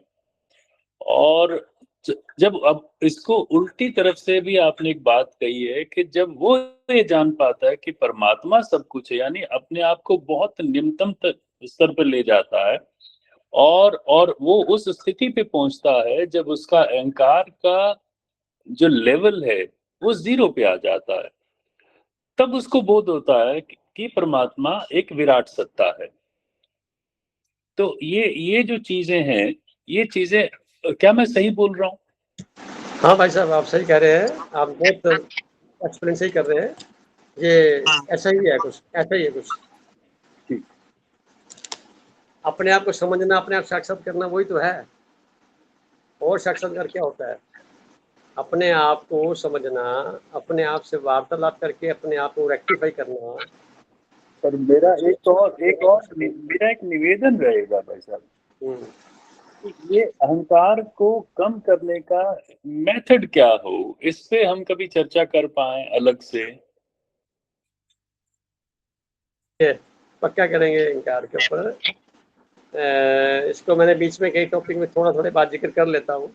जैसे क्या है, आर्ट ऑफ लिविंग। आप देखेंगे, मैं इसको एस्ट्रोलॉजिकली भी समझाता हूँ। जिसका बृहस्पति ग्रह स्ट्रॉन्ग होता है, कुंडली में अच्छी प्लेसमेंट में लिया होता है, वो लट को करना बड़ा आसान समझता है। जाने दो यार, देखा जाएगा, छोड़ दो, लेट इट बी। वो ज़्यादा इसके ऊपर चिंतन मनन नहीं करेगा, घटना घटती रहेगी, आगे बढ़ता रहेगा, अपने सारी एनर्जी को सकारात्मक रूप में लगाएगा। और दूसरी तरफ देखेंगे तो ये जो सज्जन का जो लेवल है गुरुत्वाकर्षण का, वो कम होता है या किसी रेप से अफेक्टेड होता है, तो वो क्या करेगा, छोटी छोटी बात को पतंगड़ बना लेगा, सोचता रहेगा बहुत दिन तक, यहाँ पे अपने मन की स्थिति को खराब करता रहेगा, धीरे धीरे मन को और कड़ा कर लेगा। मन क्या है, विचारों का पुलंदा ही तो है, इसको और कड़ा करता चला जाएगा, और फिर उसमें एक बहुत बड़ी नेगेटिविटी छा जाएगी। अब ऐसी स्थिति बोलेगी डिप्रेशन में चला गया, फिर वो बाद में कैंसर का रूप ले लेता है, शरीर पर उसके लक्षण आते हैं। कैंसर कुछ नहीं है, वो यही है, दूसरों के बारे में गलत फहमियाँ इकट्ठी करना, अपने सुंदर शरीर के अंदर, सुंदर मन पटल पे दूसरों के द्वारा घटी गई घटनाओं का यहाँ पे पूरा चित्रण रखना और बार बार जुगाली करना और उसको कड़े से कड़े करते रहना, इसको बोलते हैं कैंसर। ये होता क्या है, कोई इसीलिए तो होता है भाई, क्या जरूरत है अपने शरीर को खराब करना, अपने मन को खराब करना, अपने आप को खराब करना, क्योंकि इतनी ऊर्जा बची नहीं है कि अपने आप जा करके उस घटना से अलग कर सके। इसलिए ध्यान के लिए बार बार प्रेरित करता हूँ। ध्यान करने से धीरे धीरे चेतना जागती है, और पहले जैसी स्थिति आए ना आए अलग बात है, कम से कम आप वर्तमान स्थिति से ऊंचे उठने लग जाते हैं, ये गारंटी है। और जो अंतिम पैराग्राफ है वो लक्ष्य प्राप्ति का है, इसको मैं इस तरह से समझ पाया हूँ भाई साहब। आपने लिखा है परमात्मा के रंग में स्वयं को रंगना, और आगे जो मैं इसे समझ पा रहा हूँ कि वो ये है कि आप कुछ भी काम कर रहे हैं, जीवन का कुछ भी काम, ऑफिस से लेके घर का, समाज का, जो भी आपके क्रियाकलाप है, और आप उस परमात्मा के उस स्रोत के साथ हमेशा हमेशा सतत रूप से जुड़े हुए हैं कि परमात्मा है, मेरे भीतर है। वो हर ज्ञान की बात, हर क्रियाकलाप की बात, वो आप उस साक्षी भाव के साथ में अपने क्रियाकलाप करते हुए जा रहे हैं। अब जब ये स्थिति अंततः हमारी आ जाती है, तो हम समझते हैं कि हम लक्ष्य के नजदीक हैं। क्या मैं आप बहुत सही कह रहे हैं, ऐसा ही कुछ बताने का भाव है। आप निर्लिप्त अवस्था में रहिए, ऐसा मानते हुए मुझे कोई देख रहा है, आई एम बीइंग वॉच, और वास्तव में देख रहा है। कैसे? ब्रह्मांड फैला हुआ है एक तरंगों के रूप के अंदर, और उसका साक्षी इस बात का है कि हम मोबाइल से बात कर रहे हैं, अभी हम सब मीटिंग को अटेंड कर रहे हैं, इस सत्संग की चर्चा कर रहे हैं, तो हवा के माध्यम से हमारी तरंगें, वाणी की तरंगें हवा में जा रही हैं, और वहाँ से फिर रिसीव होकर के पूरे विस्तार रूप ले रही हैं। अब तरंगों का नाम ले लिया तो ये अहंकार में चली गई और आप सबके कर्ण में चली गई, सुना आपने। अब ये वहाँ कुछ और बनेगी, वहाँ पे कुछ और व्यवस्था बनाएंगी, तो वो भी एक अहंकार का कृति के रूप में चला गया। पुनः आपकी तरफ से रिएक्शंस आएंगे, वो फिर आदान प्रदान शुरू हो गया। ये पूरा क्या हो रहा है, तरंगों के बीच में ही हो रहा है। और बार बार जितना ज़्यादा इसके अंदर हम अपनापन या अपने ठप्पे लगाने का प्रयास करेंगे, उतना उतना ये खराब होता चला जाएगा। इसको हम ऐसे कहेंगे कि भी हो गया, करवा लिया गया यूनिवर्स के माध्यम से। अपने आप को इस श्रेय लेने से बचते हुए, यानी मैं इसको ऐसे मानता हूँ कि कहा भी है कि अपने आप को पोस्टमैन समझ करके कार्य किया जाता है। पोस्टमैन चिट्ठी किसी की आई, पढ़ के सुना दी, उसमें उसका क्या रोल चला गया, क्योंकि पढ़ने की कला उसको मिली हुई है, इसलिए पढ़ा दी, सुना दी। उसमें उसने खुद भी प्लस माइनस नहीं किया, तो इसलिए उसके न तो प्लस का हकदार है, ना माइनस का हकदार है। तो निर्लिप्त अवस्था में उसने इंटरप्रेटर की भूमिका में अपना रोल अदा कर दिया, तो वो धन्यवाद का पात्र भी मैं नहीं मानता। तो इस स्थिति को जब हम लेके चलते हैं, तो आप बताइए कि कितने अवेयर हो गए हैं इस स्थिति में कि मुझे क्रेडिट किसी रूप के अंदर भी नहीं लेना। लेने का मतलब है कि मैं बेईमानी कर रहा हूँ, परमात्मा का सारा ज्ञान अंतःकरण से आकर के बाहर आ गया, उस पर ठप्पा हमने लगा दिया। ये मतलब संसारिक दृष्टिकोण में तो ठीक है, दिखाने की बात है, बताने की बात है। वास्तव में देखेंगे, महसूस करेंगे तो यहाँ शर्म और आती है, गलती भी गलत हो रहा है कुछ, ये मेरा नहीं है, सब कुछ किसी का है। तो कई बार का है, सारा का सारा ज्ञान अंदर से बाहर आता है, बाहर से हमें सिर्फ जानकारी मिलती है, और अंदर से जो ज्ञान आ रहा होता है वो ब्रह्मांडीय शक्तियों से कितने हम जुड़े हुए हैं उसका प्रदर्शन है। तो हर व्यक्ति अपनी अपनी भाषा से अलग अलग युगों में, अलग अलग सदियों में अपनी भाषा कहता उसी की है, पर अपने अपने शब्दों से, अपने तरीके से ही बताता है। और सारे अच्छे हैं और सब भिन्न हैं, मैच नहीं करेगा कोई भी। यानी आप जो बात कर रहे होंगे वो मेरे से नहीं निकल पाएगी, जो मैं कर रहा हूँ आप पूरी तरह से समझ पाएंगे नहीं पाएंगे पता नहीं। कम से कम आपकी जो विश्लेषणात्मक शक्ति से जो बाहर प्रोडक्ट के रूप में बाहर आएगा वो अलग होगा। कारण सबके पास बड़ा बड़ा स्रोत मिला हुआ है सोचने, विचारने और उसको अनुभव करके एक्सप्लेन करने का। वाणी के माध्यम से बहुत कुछ दिया हुआ, जखीरे के जखीरे पड़े हुए हैं। तो अपने अनुभव पिछले जन्मों के, इस जन्म के लेके इकट्ठे करके वार्तालाप करते हैं। तो इतना कहना चाहेंगे इस टॉपिक के माध्यम से, रचनाकार के अंदर सब हम हैं और उसकी मौजूदगी को हम अंतःकरण में महसूस करते हैं, ऐसा मानते हुए कि वो निरंतरता में हमारे अंग संग मौजूद है। आँख खोल के हमें उसको देखना है। और श्वासों के द्वारा, जैसे मैंने 10 मिनट पहले प्राणायाम ध्यान कराया, ये श्वास को आना जाना, एक क्षण मैंने ये भी कहा था, श्वास ही परमात्मा है, ये कुछ अलग नहीं, क्योंकि वो ब्रह्मांडी जो ऊर्जा फैली हुई है वो श्वास से अंदर चली गई। अब इसमें भी एक बहुत बारीक सी लाइन अलग से निकल करके प्राण शक्ति जाती है, बाकी शरीर के लिए जाती है, उसमें बड़ा चित्रण किया हुआ है। जितने ज़्यादा हम बार बार इसके ऊपर अध्ययन करेंगे, बार बार विचार विमर्श करेंगे, सोचेंगे, तो विभिन्नता में उसके परिभाषा निकल के बाहर आएंगी। पहले जैसी भाषा दोबारा नहीं बोली जाएगी, बिल्कुल ही संभव नहीं है, उस भाव में भी नहीं बोली जाएगी। वो उस वक्त की बात थी, आज की बात अलग है। तो आप सब रंग से इतना ही समझ सकते हैं, कहने का भाव कि हम एक रंगों में कोई एक रंग हैं, और जब सारे रंग मिल जाएंगे तो हम परमात्मा में नहीं हो सकते, परंतु उसको एहसास जरूर कर सकते हैं कुछ है।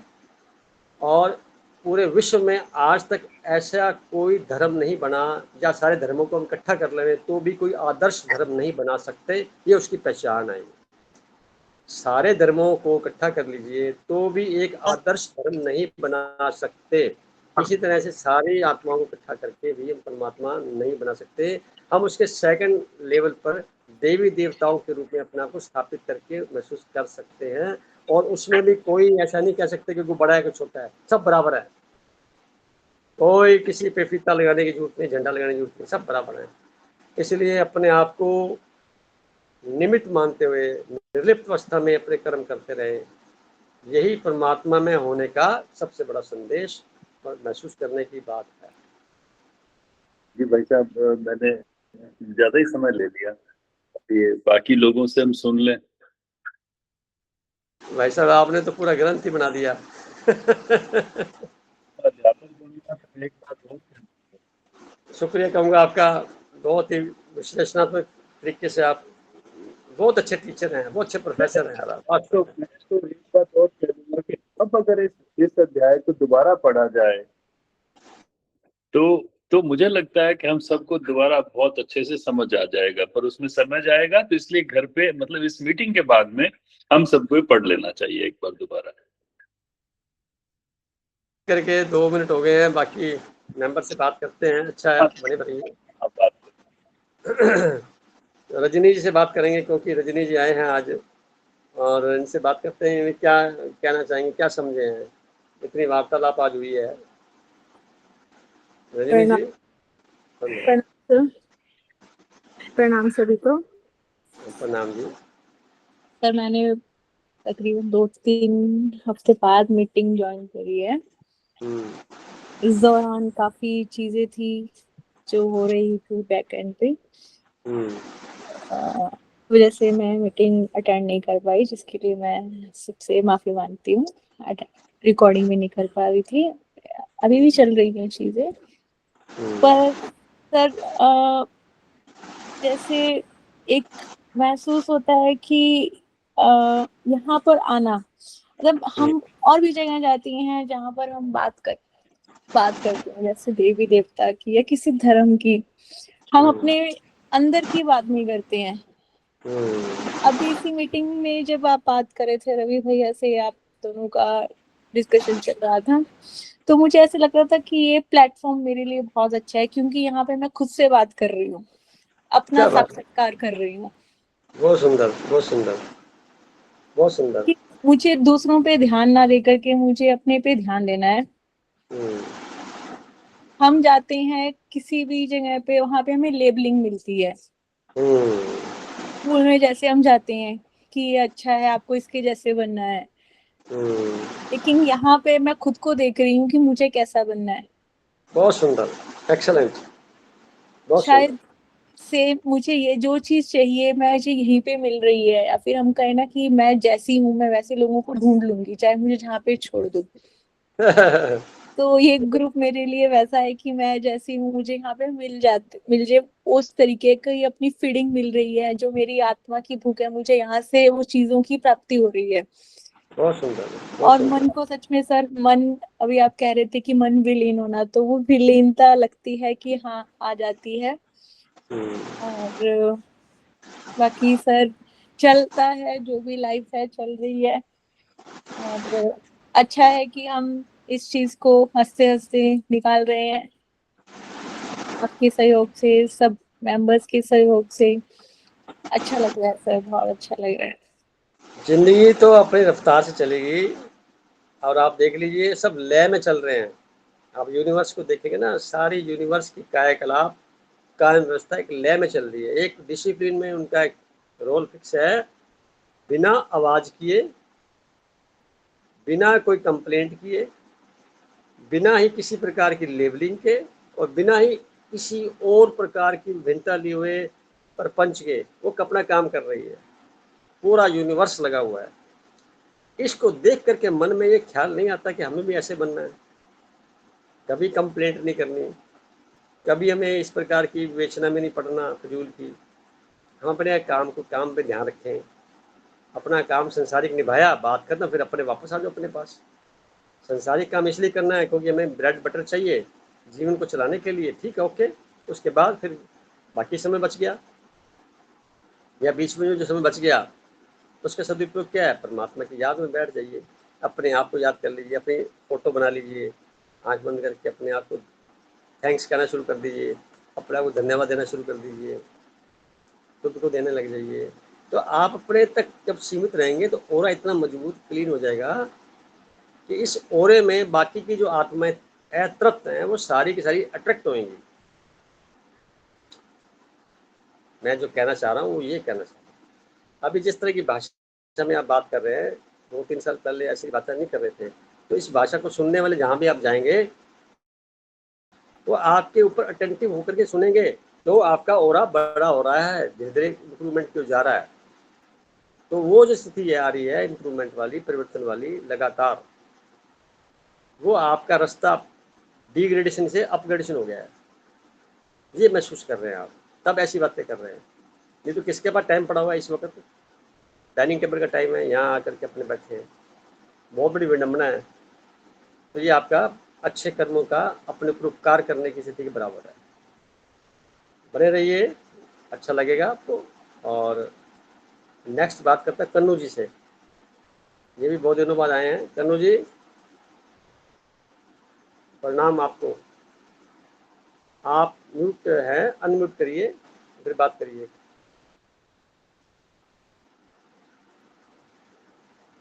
हाँ जी।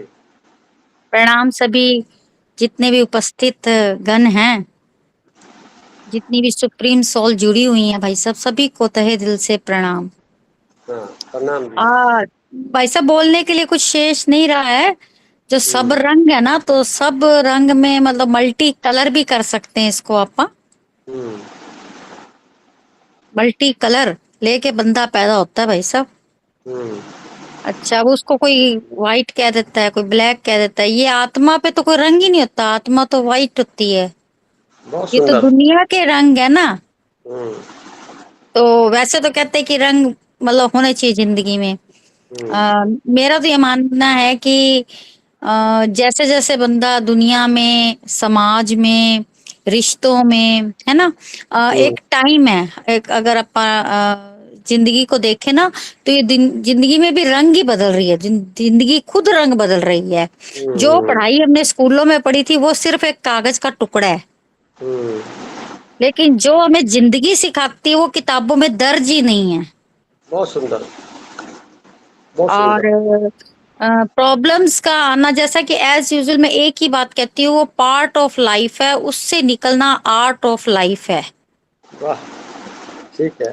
ठीक है। और मुसीबतें आती हैं, कोई बिखर जाता है, कोई निखर जाता है। अब ये ग्रहों की स्थिति बोलिए, बृहस्पति ग्रह की, गज केसरी योग की, या कोई घर की पारिवारिक परिस्थितियां, सबकी अलग अलग है। क्योंकि क्वेश्चन पेपर जो है ना, आज मैं आपको बता रही हूँ कि BCD में बटा हुआ है सर। हम्म, हम सभी का, आपका, मेरा, सबका। हम्म, अब सबकी लाइफ आप जैसी नहीं है और सबकी जिंदगी आप जैसी नहीं है। हर एक का क्वेश्चन पेपर अलग अलग सेट किया है परमात्मा ने। लेकिन गलती वहां होती है जब हम एक दूसरे की नकल करते हैं। बहुत ठीक करिए। हाँ, नकल करने में कोई दिक्कत नहीं है। अगर सामने वाला बंदा अच्छी बात करे तो उसकी नकल कीजिए, रीस नहीं रेस कीजिए। और हम्म, मैंने अभी एक शब्द बोला है, आज ही सीखा है जो मैंने, हम्म, BCD। हम्म, हमारी जिंदगी क्या है? BCD। Be define birth, hmm, C को काट दीजिए बीच में, और हम्म, D को कर दीजिए डेथ। हम्म, जन्म से लेके मृत्यु तक का जो ये समय होता है ना, सर्कुलेट होता है जितना भी, हम्म, ये हमारी चॉइस पे डिपेंड होता है। हम्म, सी मैंने चॉइस। या C मना चॉइस। हम्म, अब इसको अच्छा बनाना है, हम्म, इसको गंदा बनाना है, हम्म, इसको मतलब कैसा भी बताना है, ये हमारी सोच और कर्म जो प्रतिदिन हम लिखते हैं। एक एक तो परमात्मा भाग्य लिखता है हमारा, एक भाग्य हम स्वयं लिखते हैं। बहुत सुंदर, हाँ जी। बहुत एज यू सुंदर। थिंक एज यू बी, जैसा सोचोगे वैसे बन जाओगे। हम्म, ये बहुत सब अच्छा। रंग जो हैं सारे क्लियर हो जाएंगे, डिवाइन होगा ही नहीं कुछ। इसमें हम मतलब डिफरेंस नहीं कर पाएंगे। हम अपनी सोल अलग ही पहचान बताने की भी जरूरत नहीं होगी, वो बंदा 100 में अलग ही नजर आएगा भाई साहब। क्या प्रणाम जी। प्रणाम जी, प्रणाम। बने रहिए, बहुत अच्छा बताते हैं आप, बनी रहिए। अभी हम ना बात करेंगे छाया बहन जी से। छाया बहन जी, अ, नमस्ते। नमस्ते भैया। नमस्ते। नमस्ते जी, आप आ गए हैं। क्या कहना चाहेंगे आप? हाँ भैया, जैसे रंग की बात कर रहे हैं ना हम, सफेद रंग। हम्म, मुझे तो देखिए, हम एक डेली रूटीन में हमें ये चीजें बहुत समझ आती है। हम कभी हम्म, सफेद रंग जब धारण करते हैं, सफेद कपड़ा पहनते हैं ना, तो हम्म, अननोइंगली ना हम बहुत कॉन्शियस हो जाते हैं कि वाह। हम कहाँ पर बैठ रहे हैं, हम्म, हम क्या खा रहे हैं, कुछ। क्योंकि हम इतने कॉन्शियस हो जाते हैं कि हमें लगता है कि इस पर कोई दाग ना लगे, क्योंकि हम्म, व्हाइट पे दाग बड़ा अच्छे से विजिबल होता है। शायद इसलिए दाग रहित रंग है, क्योंकि अगर इस पे दाग हो तो कोई सफेद रंग का वो वस्त्र पहनेगा नहीं, धारण नहीं करते हम। हम्म, इसीलिए शायद ईश्वर की संज्ञा हम सफेद रंग से करते हैं, हम्म, क्योंकि वो दाग रहित ही पहना जाता है, दाग के साथ पहना ही नहीं जाता। क्या बात है। और ईश्वर प्योरिटी का हम जैसे बोलते हैं, जैसे प्रिज्म का एग्जाम्पल आया, हम्म, प्रिज्म में व्हाइट कलर आता है, एक हम्म, एंगल पे उसी में से व्हाइट कलर ही सभी रंगों में कन्वर्ट हो जाता है। तो यही हम्म, तो ईश्वर है। ये जो हम्म, सारे रंग है ना, ये अलग हम्म, अलग तरह की आत्माएं हैं जो हम पृथ्वी पर हैं। हम सब हम्म, का रंग अलग अलग है, हमारा ऑरा अलग है, हमारे कार्मिक अकाउंट, हमारी सोच, विचार, कर्म, धर्म, सब कुछ अलग अलग है। लेकिन अगर एक लेवल पे आके जब हम उस ईश्वर को देखते हैं, ईश्वर में ही हम सब समाये हैं।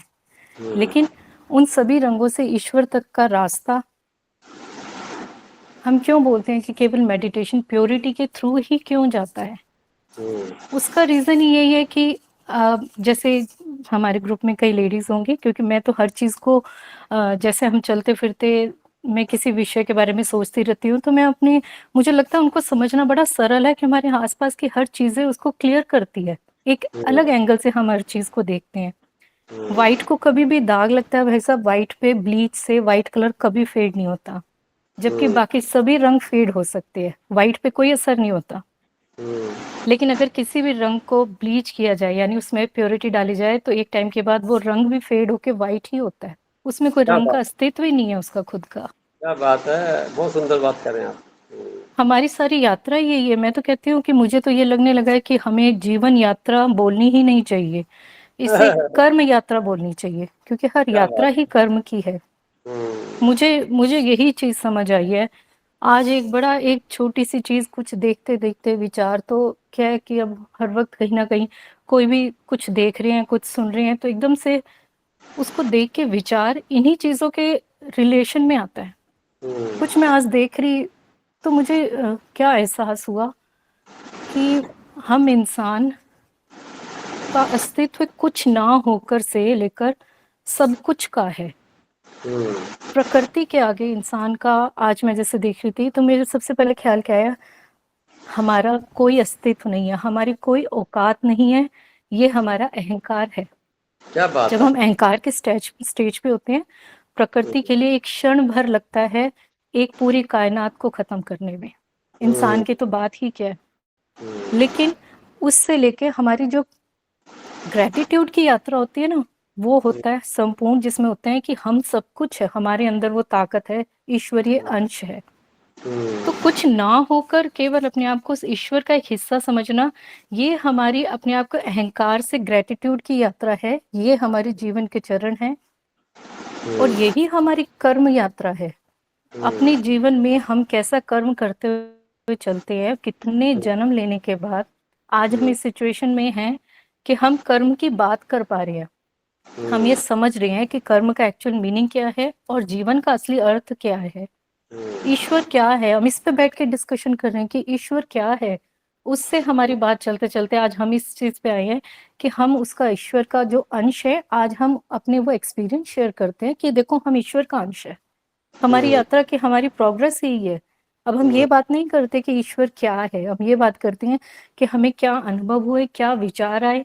वो विचार को लेवल इतना अच्छा था कि अब हमें लगता है कि नहीं, वो कुछ शक्ति है जिसका कुछ थोड़ा सा पार्ट हमारे अंदर है, जो हमें और इंसान से अलग करके हमें एक अंदर अलग तरह की अनुभूति देता है, जिससे हमें लगता है कि मैं सब कुछ करने में समर्थ हूँ। लेकिन ये एहसास कितना साफ है, कितना प्योर है, यही लगता है कि जो बहुत महीन लाइन है। जैसे हम कहते हैं सेल्फ रिस्पेक्ट में और एटीट्यूड में बड़ी बड़ी महीन लाइन है। मेरे को लगता है ये महीन लाइन को समझना, एक जो ग्रेटिट्यूड आता है ना, कई बार मैं कहती हूँ सालों तक, मुझे लगता है एक पूरा जीवन का बहुत बड़ा हिस्सा निकल जाता है जिसमें हम इसी गलतफहमी में रहते हैं कि मैं जो कुछ कर रही हूँ सेल्फ रिस्पेक्ट के लिए कर रही हूँ, लेकिन एक क्षण के बाद आता है ये सेल्फ रिस्पेक्ट नहीं है, ये शायद मेरा ईगो एटीट्यूड था। वो समझने के लिए भी एक बहुत लंबी यात्रा करनी पड़ती है, क्योंकि वो चीज कभी भी प्योरिटी के बिना आ ही नहीं सकती। प्योरिटी का अर्थ है अपने आप को समझना, अपनी यात्रा। तभी तो बोलते हैं, हम क्या बोलते हैं, आप हम इसमें भी प्रिज्म का एग्जांपल ले सकते हैं। ये पूरी दुनिया के जो कर्म कार्मिक हम संबंध अपने धर्म निभा रहे हैं, ये सभी रंग हैं अलग अलग तरह के। हमारा हर किसी के साथ रिलेशन अलग है, ये हमारे अलग अलग रंग है, लेकिन उन सब रंगों को जब हम समेट लेंगे तब केवल एक ही रंग है, सफेद। अब उससे हम अपने आप को, जीवन की यात्रा ही है ये, उन सब रंगों के होते हुए ही हम एक उस प्रोसेस के थ्रू होते ही वहीं जा सकते हैं। हम इसको कुछ भी समझ सकते हैं, हमारे सबका समझने का ढंग अलग अलग हो सकता है, लेकिन हम सोच तो एक ही बात रहे हैं।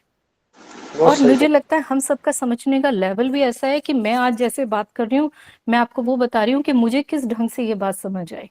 हो सकता है किसी को इससे और बेहतर तरीके समझ आई, लेकिन मैं केवल वही बोल सकती हूँ जो मुझे जिस वे में समझ आई या मुझे जिस लेवल की बात समझ आई। मुझे यही समझ आया कि कुछ भी नहीं है, हर चीज ऐसी है। और जीवन की सबसे बड़ी, जो हम बोलते हैं, हम जो कहते हैं ईश्वर से जुड़ना ही क्या होता है, ईश्वर से जुड़ना ये होता है कि इंसान को अपना इंसान का तत्व खत्म करना पड़ता है। हमारे जीवन में हम जिस चीज की बहुत ज्यादा इच्छा करते हैं ना, संसार से जिस बहुत इच्छा से, गहरी इच्छा से जुड़े होते हैं, हमारी यात्रा वहीं पर हमें बार बार पहुंचाती है कि हमें उस इच्छा को लेट गो करना पड़ता है, उसे छोड़ना पड़ेगा। और हम जिस चीज को छोड़ने के लिए हमारे सबसे ज्यादा दिक्कत आती है ना, वही परीक्षा हमारे सामने बार बार आती है। वो है ही सर के लिए ये। मुझे तो लगता है कई बार हमने बहुत सारे अपने अकाउंट क्लियर कर लिए होते हैं, तो एक ही सिचुएशन बार बार इसीलिए आ रही है कि हमें अपने आप को, अपने ऊपर काम ही उस चीज के ऊपर करना है। तो जो मैं बोल दूं मेरा कर्म क्या है, मेरा धर्म क्या है, मेरा जीवन क्या है, या मैं क्या हूँ, तो मुझे लगता है हम सब जाएंगे कहीं, हर किसी भी टॉपिक को उठा ले, हम घूम फिर के आते केवल इसी चीज पे है कि मैं क्या हूँ, मैं अब किस लेवल पे हूँ, मैं किसी चीज को समझ कैसे रही हूँ, मैं सामने वाले को क्या समझ रही हूँ। क्योंकि जब हम अपने आप को समझते हैं ना, तो उसके बाद हम सामने वाले को भी किसी अलग ढंग से समझते हैं, हम वैसे नहीं रहते। हमारे वाला सामने वाला, जिससे मैं कहती हूँ किसी के साथ हमें चाहे कितनी भी शिकायत क्यों ना हो, हमें संसार में रहते कितना कुछ हो, एक लेवल के बाद सामने वाला भी इतना अच्छा लगने लगता है। मुझे लगता है ये देखने का नजरिया है कि हम अंदर से, हमारे वही फोकस ही तो है। ये व्हाइट लाइट क्या है, ये हमारा फोकस है। अलग अलग रंग, ये हमारा जीवन है, ये संसार है जहां पर हमने एक एनर्जी लगाई। हम जैसे बताते हैं कि सारे संसार से अलग होकर जब हम अपनी एनर्जी केवल एक ही पॉइंट पे लगाए, तभी तो उसके अंदर इतनी पावर है कि वो कुछ जला भी सकता है। इतना शक्तिशाली है वो पॉइंट ही, इतना शक्तिशाली है। तो वो जो हमारा जो फोकस है, इसका पूरा सार, जो एक हम बोलते हैं सार जो मीनिंगफुल है, वो केवल यही है कि सारी एनर्जी हमारी अपने ऊपर लगे। हम इसको केवल अपने आप के साथ ही जोड़े कि हम मुझे लगता है ईश्वर के बारे में हम ये सोचना ही नहीं चाहिए कि ईश्वर के बारे में मैं सोचूं। कहीं ना कहीं आप अपने बारे में सोचते सोचते कब वो ईश्वर में हो जाते हैं, आपको पता ही नहीं चलता। क्या बात, आपको फर्क ही नहीं पता चलता। Excellent excellent. क्योंकि मेरे अंदर जो भाव आ रहे हैं, वो मुझे लगता है वो इतने सही दिशा में होते हैं कि उसके बाद मुझे ऐसा लगता है कोई हमें कहीं पुल कर रहा है, कहीं और, हम कहीं और जा रहे हैं सभी चीजों से अलग। क्योंकि वो विचार ही हमें बनाते हैं, और वो विचार कहाँ से कहाँ चले गए हमें समझ ही नहीं आता। हम बात किसी से किसी और टॉपिक पे कर रहे हैं, और वो टॉपिक पे बात करते करते अचानक क्लिक हुआ और मैंने उसको किसी और चीज से रिलेट किया, मुझे कुछ समझ आ गया। अगर आज मैं टीवी के सामने बैठी हूँ, तो कई बार ऐसा होता है कि कुछ ऐसा सीन आ रहा है और उससे मुझे पता नहीं कहाँ कुछ समझ आ जाता है, मुझे पता ही नहीं चलता, मेरा ध्यान कहाँ चला जाता है, मुझे पता ही नहीं, मेरा शायद उस चीज में ध्यान ही नहीं है, आनंद ही किसी चीज में है। अब उसमें इतना मजा आने लगा है कि शायद हर चीज के अंदर मैं वही ढूंढने लगी हूँ, हर चीज के अंदर वही सोचने लगी हूँ। तो मुझे ऐसा लगता है कि वही तो कहते हैं कि हमें तो ये भी नहीं सोचना कि हमें कोई मुक्ति मिले या हमें कोई ईश्वर की प्राप्ति हो, क्योंकि हम तो इस समर्थ में ही नहीं है कि मुझे पता ही नहीं ईश्वर है क्या। जैसे हम कहते हैं हम तो केवल आभास कर सकते हैं। तो हमारी यात्रा क्या है, हमारी क्वालिटीज को बढ़ाने के लिए, हमारी क्वालिटीज क्या है, यही हमारी प्योरिटी इम्प्योरिटीज। हम अपनी कभी भी प्योरिटी को बढ़ा ही नहीं सकते, हमें अपनी इम्प्योरिटीज पे काम करना है। तो बहुत उसके लिए सुंदर। पहले हमें ढूंढना पड़ेगा कि हमारे अंदर कमी क्या क्या है। उसको वही जैसे आप एग्जाम्पल देते हैं कि नलके के चलते नलके के नीचे बाल्टी रखो तो पानी तो साफ होगा। तो आपको कभी कभी साफ पानी नहीं मिलेगा। हमारी बाल्टी में हमारा जो शरीर है, इसके अंदर विचारों की जो गंदगी है, उसको केवल हम जितना अच्छे विचारों से उधर, और आप अपने आप को धन्य समझिए कि अगर हम अपने डेली रूटीन में या रोज में या केवल हफ्ते में एक बार अगर ऐसे विचारों के बारे में सोचने हैं तो हम धन्य हैं, हमारा ग्रेटिट्यूड है। और एक क्षण के बाद कभी आप मानेंगे, कभी ये चीज तो रहती नहीं है कि मैं कुछ कर सकती हूँ, मैं वाला शब्द ही नहीं, हमेशा आपके एक अलग तरह की कृतज्ञता आती है जिसको आप शब्दों में बयान नहीं कर सकते। वो एक फीलिंग होती है आपका, जाने अनजाने आपको करना नहीं पड़ता, मुझे ऐसा लगता है खुद निकलती है आपके अंदर से, और उस चीज को कोई एक्सप्लेन नहीं कर सकता। ये भी एक पर्सनल एक्सपीरियंस है जिसको मैं बोल के नहीं बता सकती। बहुत सुंदर बहन जी, बहुत सुंदर, सही कह रहे हैं आप। वो तो अवर्णनीय होता है ना। आप नेचुरल जितने भी अनुभव लिए हैं आज तक, जिसमें नैसर्गिकता का रोल रहता है, उसको आप एज इट इज एक्सप्लेन नहीं कर सकते, ये बंधन है। क्योंकि उसकी भाषा संसार की भाषा मनुष्यों ने बनाई हुई है, और हम बात करना चाहते हैं निरंकार की, यानी शब्दातीत, शब्दों से परे की बेहद की बात करते हैं। शब्दों में कैसे डाल पाएंगे, बड़ा मुश्किल है, होगा ही नहीं। जो होगा उसके इर्द गिर्द बात करेगा, ये बेसिक फंडा है। तो शब्दों से परे, शब्दों की फ्रिक्वेंसी से परे, बेहद बाउंड्री से परे, जितनी भी बाउंड्री, जितने भी आज तक लिमिटेशन देखे, उससे परे अनंत, उसको हम शब्दों में कैसे बांध सकते हैं। यानी रचना अपने रचिता को कैसे एक्सप्लेन कर सकती है। सोने के गहने बनाए तो गहने सुनार के बारे में क्या बता सकते हैं, और बिना सोने के सुनार भी गहने नहीं बना सकता। यानी यहाँ पर एक बात और सीखने को मिलती है कि सोना किसने बनाया, यानी वो तो कायम व्यवस्था का हिस्सा है, मनुष्य ने उसके अंदर गहने बनाए। तो अब गहने अगर ये बोलने लग जाए कि मैं ऐसे हूँ, मैं वैसा हूँ, या ये है वो है, तो गलत हो गया ना। फिर तो ये अहंकार, उसी को तो अहंकार बोलते हैं। वो इस बात पे जाग जाए कि मुझे गढ़ने वाला एक शिल्पकार है, एक सुनार है, या कलाकार है, तो कलाकार के बारे में क्या बता पाएगा। उसका शुक्रगुजार ही तो करेगा, शुक्रगुजार, तूने मुझे बड़ा सुंदर बना दिया, मेरी वैल्यू होगी, ऐसा करते। तो संसार में भी ऐसे ही है, हमारे अंदर, सबके अंदर सभी गुण निहित है, पहले से ही इसके अंदर मौजूद है, निहित है। हम इसको बोलेंगे लेकर के आए हैं, उसके तरह के जो परमात्मा में गुण है सबके अंदर है।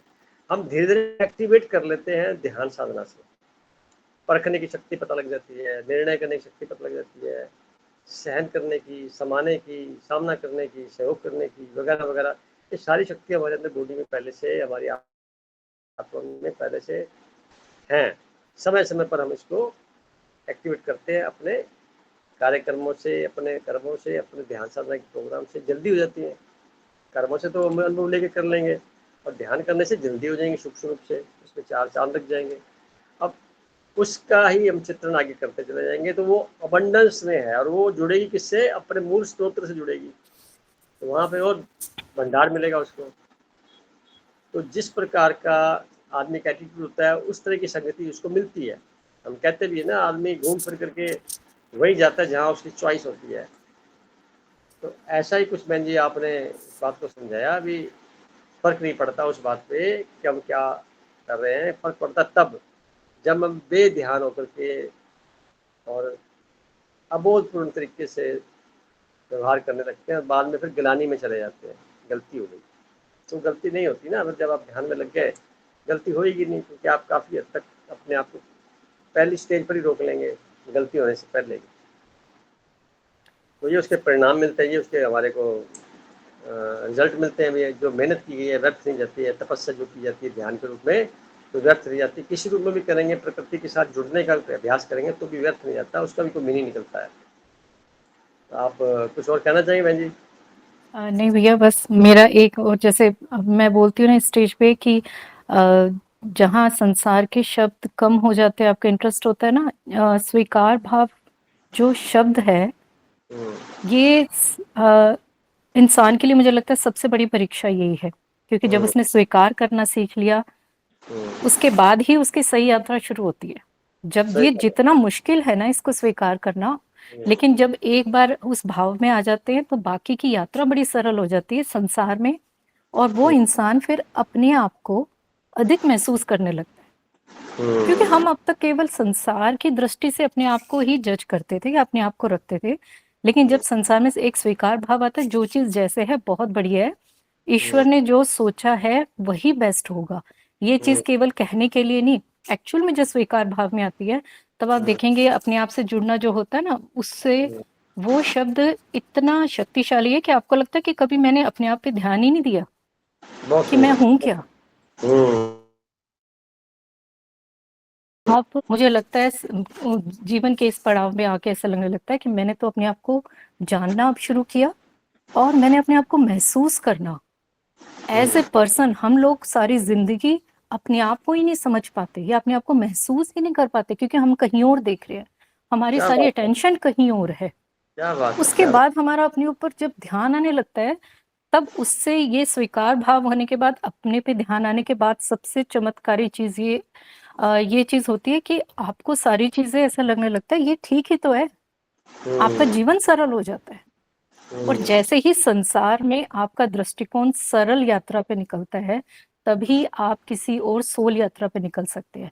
दोनों यात्राओं की डायरेक्शन बिल्कुल अपोजिट है, एक तरफ संसारिक यात्रा है और एक तरफ सोल की यात्रा है। जब तक हम एक ही डायरेक्शन में जाते हैं तो कहीं ना कहीं पीछे अपनी सोल की जर्नी बहुत पीछे छोड़ आते हैं। तो जैसे ही संसार से ध्यान हटा, हम अपने आप के साथ जुड़े, तब हमें एक्चुअल में इंसान का जन्म लेने के बाद धन्यवाद निकलता है कि हमें ये शरीर मिला, और हम ईश्वर को धन्यवाद करते हैं। नहीं तो हम ईश्वर को इस शरीर के लिए भी धन्यवाद कभी नहीं कर पाते, क्या बात है, उसका अर्थ ही नहीं समझ पाते। बस भैया। चलो आप जी, बहुत अच्छा, आपके परमात्मा ने पूरी कायनात का दर्शन आपने करवा देते हैं थोड़ी देर बात करके। बहुत बहुत ही शुक्रगुजार हैं आप। और आपके अंदर मैं देख रहा था करुणा बह रही थी बात करते करते, अंदर से फीलिंग हो रही थी, आपको महसूस कर रहा था मैं, क्योंकि इंटेंसिटी जो होती है तरंगों की, जब हम थोड़ा सा एकाग्र होना शुरू होते हैं तो तरंगें महसूस होनी शुरू हो जाती हैं जो बह रही हैं, और फिर दिखाई देने लग जाती हैं, जैसे हम देखते हैं वो डॉट में कन्वर्ट हो जाती हैं। यानी यहाँ पर एक बहुत बड़ी बात है, रहस्य बना रहता है अभी तक पूरी तरह से नंगी आंखों से, अपने इस दिमाग से, अपने मौजूद गिफ्टेड जितने भी हमारे पास उपकरण हैं, इससे हम उसको पूरी तरह से फिर भी एक्सप्लेन नहीं कर सकते, समझ नहीं सकते। और तो जितना भी समझते हैं उसके लिए तहे दिल से बार बार शुक्रिया ही निकलता है। हम कितने भाग्यशाली हैं, कितने गौरवशाली हैं, उस परमात्मा के रहस्य को हम धीरे धीरे करके समझ रहे हैं और महसूस करके अपने जीवन में प्रैक्टिकल भी करते जा रहे हैं। और प्रैक्टिकल करने से हमें महसूस होता है भिन्नता के रूप में भी हम कहाँ हैं और सामने जो व्यवहार हो रहा है वो कहाँ पे है।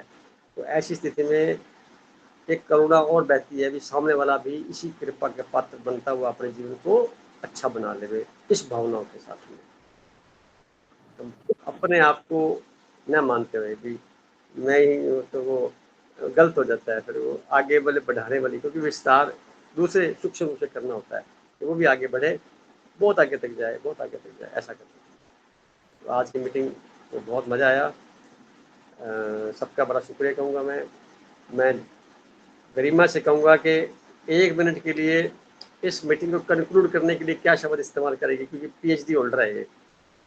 गरिमा,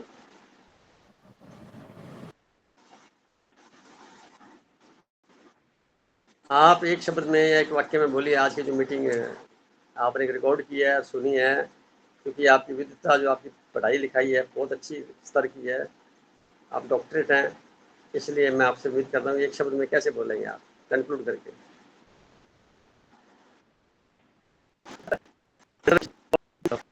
आज